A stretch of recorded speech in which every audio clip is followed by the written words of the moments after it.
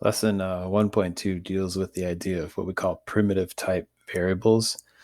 So these variables are sort of built into the original machine language of Java, and they just make real quick, easy ways to store basic information. There's actually quite a few primitive types, but for the AP class, we only need to learn about three, and they are int, double, and boolean.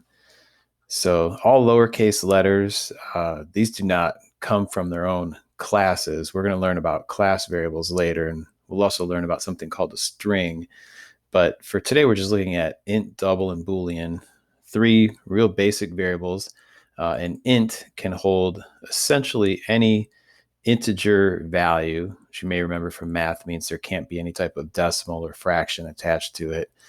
For our class, we just pretty much assume it holds any int. If you want to be very technical, it only holds ints in the range of about -2 billion to +2 billion.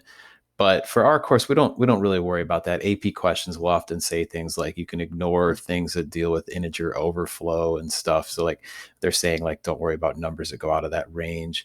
And it has to do with how much memory is assigned. If you want to get again, if you want to get real technical, you don't need to know this, but an int is assigned 32 bits of memory, or that's 4 bytes. It's like how many binary digits it can have, how many pulses of light you're talking about in a memory transfer, all kinds of weird stuff. We don't really need to worry too much about that.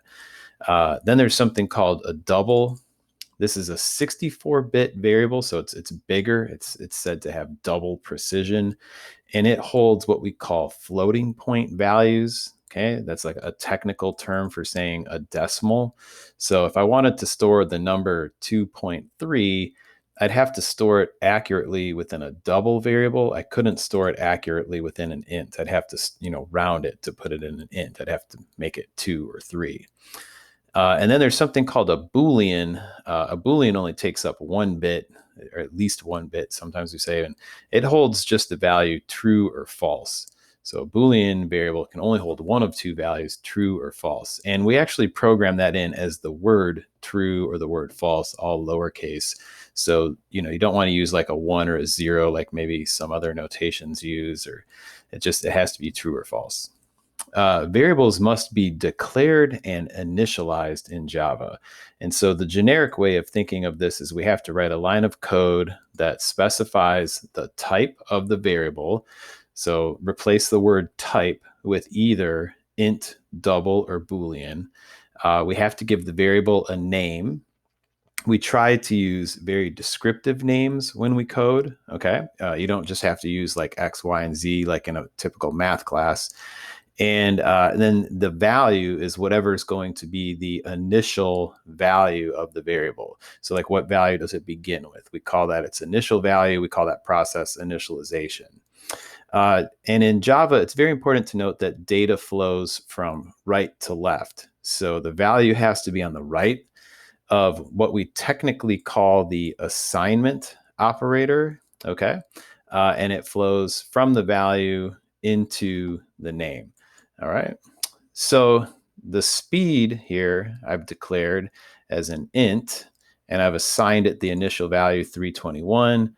I've made a variable of type double called wage, and I've initialized it with 30.25.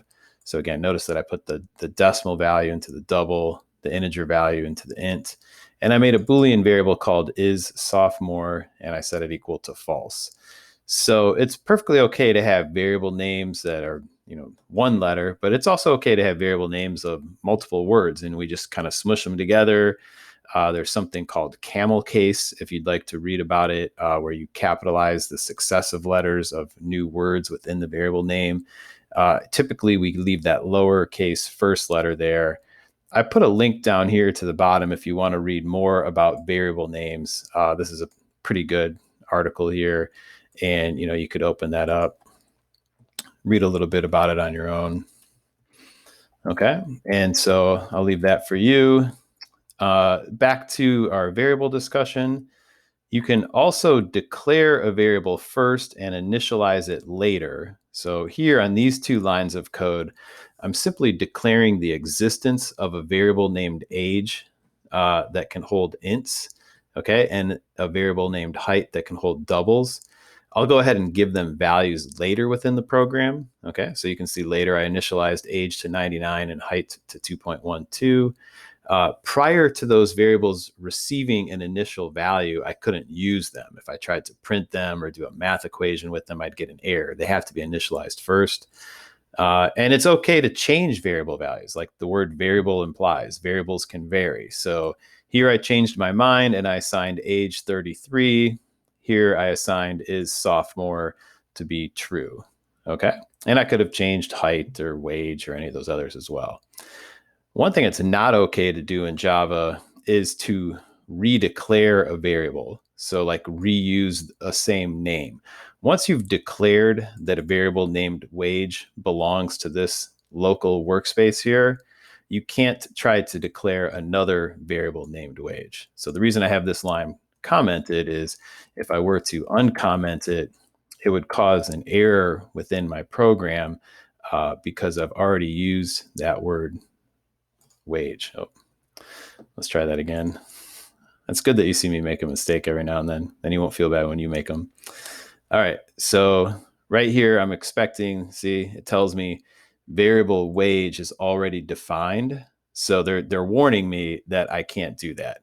If I wanted to, I could name this perhaps like wage 2. Okay. And that would be considered legal.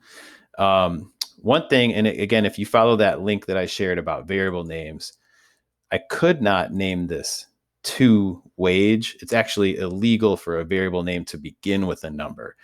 It can have a number in it. It just can't be the first character. So again, follow that link that I put down at the bottom and you can read more about the rules and conventions of variable naming. Okay, so I'm going to turn this line of code back off so it doesn't cause an error for me again. And there's also a keyword in Java that we can modify any type of variable with, and it's final. You notice how some words in Java turn blue. Those are pre-reserved keywords. By the way, those words cannot be used as variable names. So you can't name a variable int or double or boolean. You can't name a variable true or false. You also couldn't name a variable class, public, static, void. And throughout the year, we'll learn of a few more. Okay. So final is another predefined reserved keyword within the Java language.